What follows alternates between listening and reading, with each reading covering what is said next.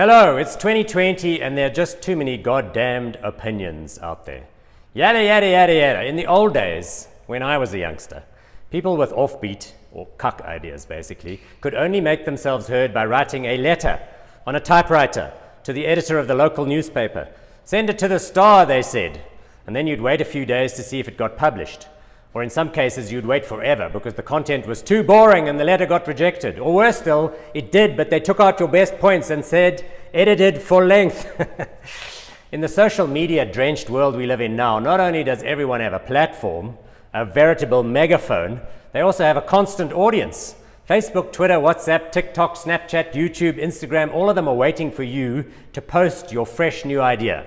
Step right up, sir. And then the system of upvoting, liking, kudos, forwarding, retweeting means that the shittest ideas go viral and reach huge audiences. In fact, keep in mind that the platform owners secretly like it when that happens because controversy generates lots of page views. As Winston Churchill once said, a lie can get halfway around the world before the truth has a chance to pull its pants up. And he said that in 1950 or something. Imagine how much truer it is now than it was back then. By the way, do you think Churchill would have liked Twitter? I think he would. And let's be honest, if he's drawn to people without their pants on, he would have absolutely loved Instagram.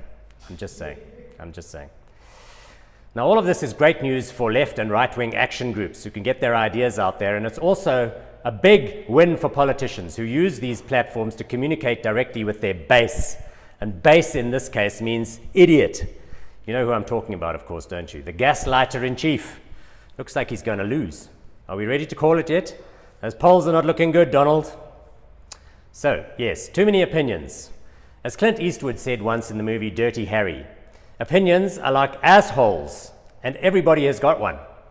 To which someone replied, well, if opinions are like assholes, if you give me enough booze, you can explore mine. Booze to explore the opinions or the asshole? I'm not sure. Now, what an interesting moment this is in human history. We're living through a global pandemic, yet aggregate death rates not really all that much higher than usual. What started out as a health emergency requiring a public policy response has descended into an all-out bun fight, a shouting match. Everyone's got opinions about whether lockdowns work, whether masks work. People are fighting about what happened in Sweden. Sweden? Fuck Sweden. In politics, the stakes have never seemed higher. Elections are a matter, it seems, of life and death.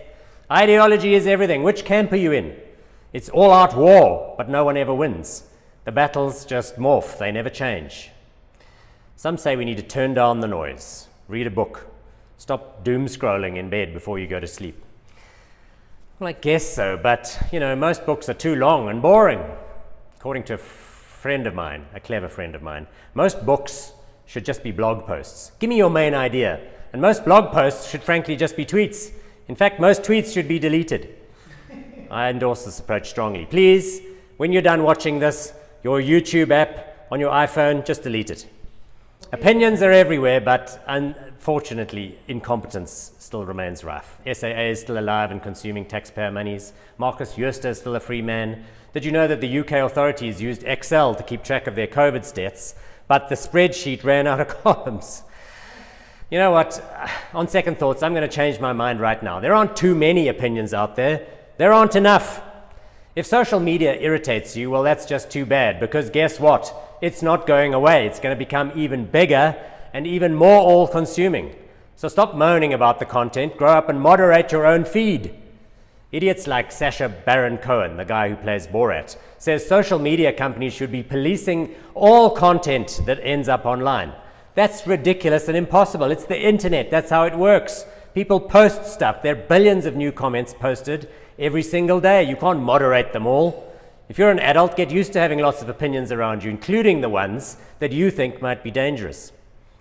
Remember, Twitter and Facebook and the rest of them are not required to protect your freedom of speech. They're privately owned companies. They've got the right to control how their platforms get used. Keep an eye on what's important, okay? Don't just stare at your phone all day. Get outside. Get some fresh air. Get some exercise. Try not to get COVID. I'm told that the secret to living a long life is not dying.